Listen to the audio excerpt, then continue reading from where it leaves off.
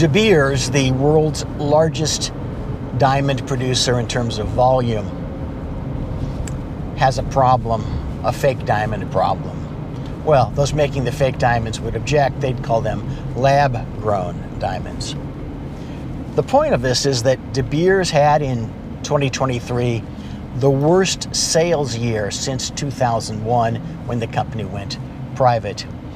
It's estimated that they lost $7 billion in sales due to lab-grown diamonds. Now, it turns out that when people go to buy a diamond, increasingly, they don't care whether the diamond was dug up by someone in the De Beers supply chain or whether it was grown in a lab.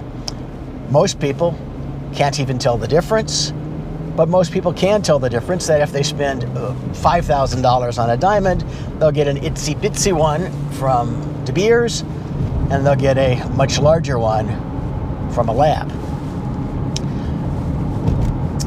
So De Beers, as a result, is going to shift its whole business.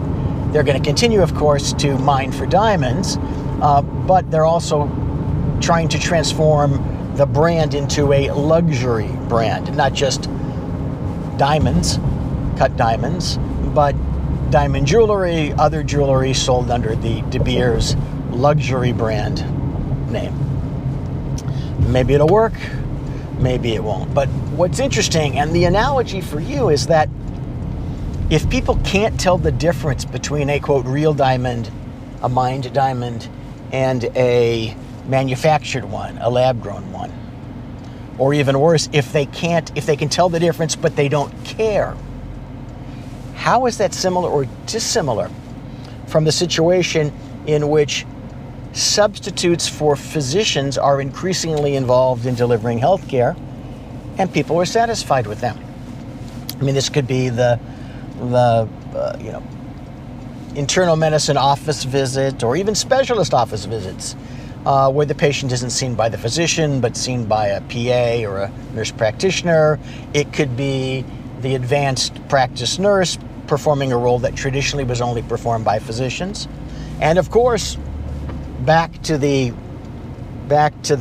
diamond analogy, there's two sides to this, right? There's this is a real diamond, and this is a real diamond too, but this, quote, real diamond was just made in a lab.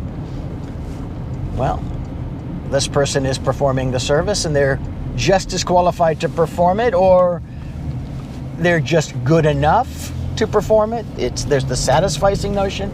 Sure, this person doesn't have an MD or a DO, but we don't care. De Beers, as I mentioned, lost $7 billion. De Beers is morphing its business to deal with this. What's your plan? In many instances, a rose by any other name would smell as sweet. In many others, all that glitters isn't gold. That second one is probably closer to the diamond analogy. How close is it to your medical practice analogy?